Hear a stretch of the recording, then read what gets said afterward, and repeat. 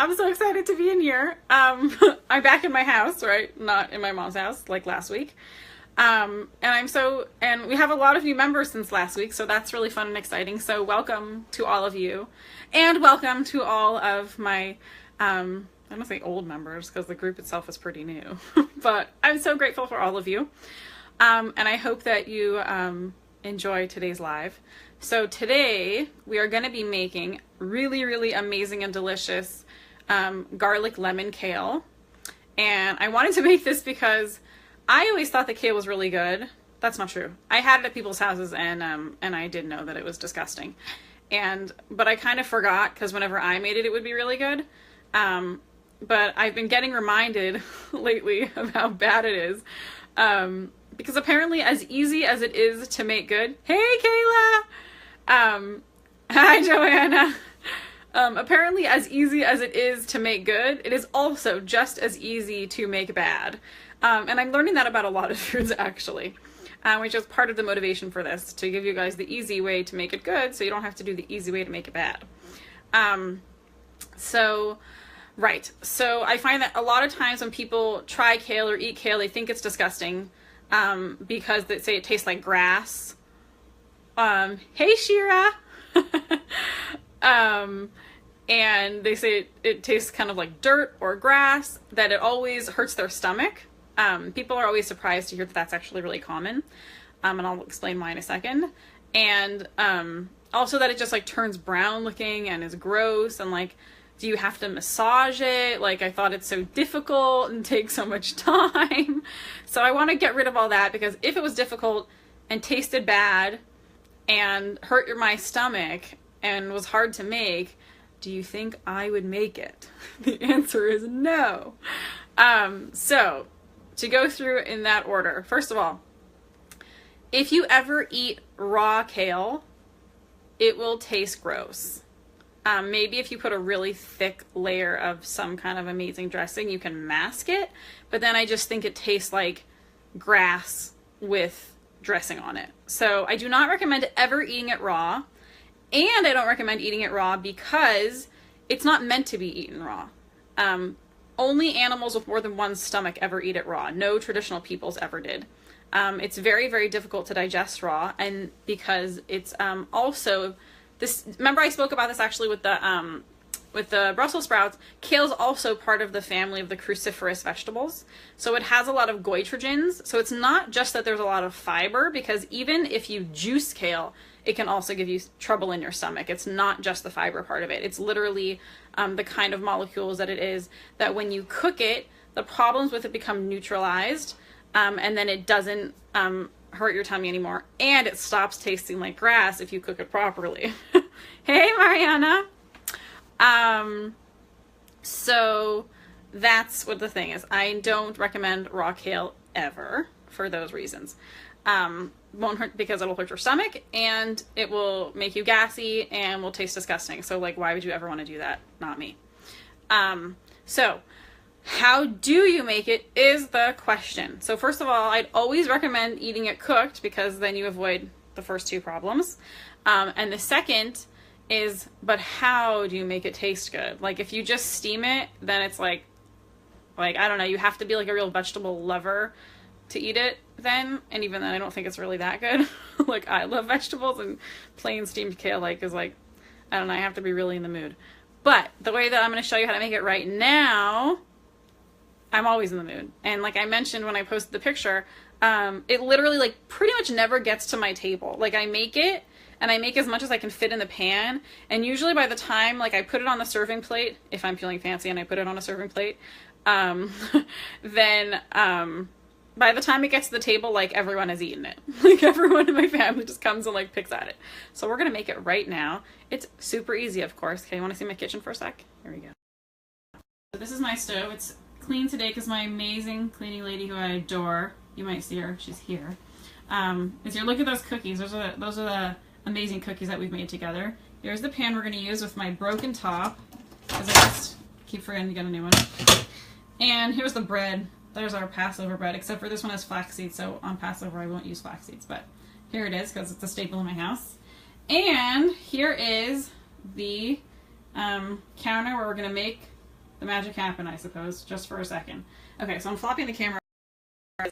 Remember, I figured this out last time, that I can put it there and we can see each other. It's amazing. Okay, so first of all, can you see? Yes, you can see that. Okay, I have, of course, my pre-peeled garlic.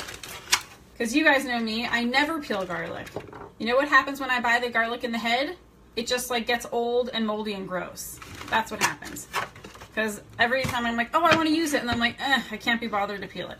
So I buy it like this, and you can too. Now, if you're feeling ambitious, you can slice it up a little bit like this. But I will tell you in all honesty, very often I'm not ambitious, and I don't cut it up. I just throw it in whole. Maybe I'll chop it up in half once. Then I rip open my bag of kale. So I am comfortable using this. My rabbi says it's okay. If you are Jewish and you care about that, then talk to your own if you're concerned. But I buy it. I don't find it to be buggy. The only time I've ever had it be buggy is when I bought it and then I let it sit in the back of my fridge for like a month because I forgot about it. Joanna wants to know, is kale naturally salty? No, it's not. Not salty at all. We're going to add salt. And then it got buggy. I think probably there was one little bug in there, and then it like lived in my fridge for a month and had buggy babies. So that was the only time it was ever buggy. Besides that, I've never found anything in there. So that's that. So we're going to make it. Ready? And tell me if you guys can't hear me, because I know sometimes when I do these lives, let me see if I can see better with the light. Is that better? Give me a thumbs up if that's better, or just say, yeah, it's better. Okay, so I'm putting the flame on high. Oh, just watch this go right. Tinfoil. So if you don't put the flame on high, it's going to take too long to cook, and then it will turn brown. Work, work, work. Oh no. Okay. Let's see if I can find a match. Okay. Hold on. I'm going to put you guys down for a second over here. You can see me try and work my magic with a match at the stove. Here we go. Okay. It's working now. Here we go. So you put it on high, because if you cook it slow, it's going to turn brown and get gross. If you cook it on high, then it won't. It'll be awesome. Okay, here we have our olive oil. You know, it's my favorite one. I don't measure. I mean, I'll post the real recipe for you so you have like measurements, but I just kind of pour. Then I'm going to throw in my garlic that I so fancily chopped in honor of you guys that I chopped it. They don't always. And if I'm feeling patient, I'll kind of like let it sit in the oil for like, I don't know, 15 seconds, because I find that it kind of pulls the flavor out into the oil. But you should know, very often I'm not patient and I just put everything in at the same time, and it still comes out really good. It goes from like a 99 amazing to like a 94 that's really good, if we were to give ourselves grades on this. Okay, now, do I have my bagged kale? Oh, unfortunately this one's not organic. I'm gonna forgive myself because I was at Trader Joe's, and do you see this one says, does it say curly kale? Can you even see it on there? Whatever, you can see that it's curly. And the other kinds of kale, I'm gonna prop you without dropping the phone. The other kinds of kale that are thicker are harder to make good, because it takes longer to cook and then it turns brown, and I just don't like it. Okay, so there I did. Open the bag. Now we're back. And I'm just pouring it in. Ah! I know you can't hear me whenever it gets loud, but so I just put a bunch. Now I'm pouring water. Yay! Just like some. And now, I'm sorry if it's so loud. I'll try and hold the phone really close to my face so you can hear me. I'm putting salt, like pink salt, just like that. Salt. Then I put the top on. Like that, my broken top. It'll be easier for you if you don't have a broken top. I shake it a little bit, like so. Hey, Gabriella. Like that. And then, I I let it cook for like, I don't know, 3 minutes or so. And then when I put on fresh lemon, and I'll show you that. But for now, while we're waiting for it to cook, is it too loud? It's fine, right? You can hear me? Give me some response that I know you can hear me. So I'll tell you a little bit about why it's so amazing. So I said that it's really good for detoxing, and it is. It's really good for preventing birth defects, actually. Hi, Gabby. And it's also really good for helping get rid of PMS. Also important, right? All the things we want. So first of all, because it's dark green vegetables, oh, awesome. Thanks. You can hear me. Great. Dark green vegetables are really high in folate, which is different than folic acid, right? They're sometimes used interchangeably. Like you've probably heard maybe like your OB say like, oh, when you're pregnant, you should take folic acid because it prevents birth defects. But the truth is that folate prevents birth defects, and that folic acid needs to be converted into folate inside our body. Some people's bodies are really good at doing that, and other people's bodies are not so good at doing that. And so it's much better if you can just get it from food in the form of folate, or for whatever reason you have to supplement, I'd recommend finding one that is in the form of folate and not folic acid. So all dark green vegetables are really rich in folate. And folate, like I just said, prevents birth defects, but it also is really good at cleaning your blood. Why is that cool? It's really cool for a lot of things. So detoxing is amazing just because we want to feel healthy. We don't want to feel like bogged down and gross and like that we have too much. The lighting is weird now and I'm distracted by it. But wherever I go, it just gets weirder. Okay, that's what you get for just doing Facebook Live and not a real camera. Anyway, so it cleans your blood. It takes the toxins out, which affects weight loss because, which I didn't really mention that I was going to talk about, but I will. Because people always want to know, that it helps with weight loss because when we have too many toxins in our blood, our body will protect us and store it in our fat tissue. But then what happens is if there's too much in your blood, when you try and lose weight, your body will resist letting go of the fat because it doesn't want to get those toxins back into your blood, right? I've talked about this before. So if you eat lots of healthy things that help detox your blood, then your body's more free to do that. The other real benefit of that when it comes to PMS is that a lot of PMS symptoms are because we have an excess of estrogen in our blood. And a lot of times that happens, again, because our blood is like, so to speak, like clogged. And when our body's getting rid of the old estrogen that we don't need anymore, if it can't leave our system fast enough, then we build up into excess. And that greatly contributes to PMS symptoms, especially like the really weepy, like sad down. It's a little different. It's not necessarily excess estrogen if you're kind of like more like the mean, like biznatchy kind of like I want to hit everyone. The detoxing will work effectively for both, but that one's not necessarily an estrogen dominance. It depends. But regardless, increasing your dark green vegetables like kale, when cooked, of course, will help tremendously with all of that. So let's check on our kale and see how it's still bright green. Can you see that? Let me turn off the light so you can see better.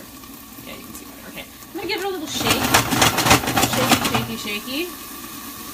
And I'm going to test it. There we go. You guys are going to see my fancy ninja skills because I keep not getting a new top to my pot. See? I'm going to use my spatula to like sneak in the side. This is ridiculous. It's not really my skills so I can get a new pot, but whatever. Okay. And I just kind of toss it over there. It looks good to me. You see how it's bright green?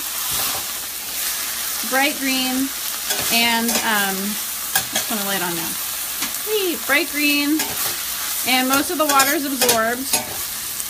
And what really matters, it's hot, but I'll show you, is it's kind of like wilty, a little soft now, right? That's how you know it's not going to rip up your stomach. So I'm going to put it on. I put it on a real plate for you guys. Let me see if I can even find. Oh look, I have so many clean real plates. Okay, I'll put it on this one. I got this from the Garboses. Hey Russell! If any of you know them. It used to actually be their Pesach set, but now they're my regular dairy set. Anyways, so now I'm putting it on my plate. We already have salt on it, right? Because it gets absorbed better when you put the salt on while it's cooking instead of afterwards, in my expert opinion. I'm really not an expert chef though, you guys clearly can see that. Okay.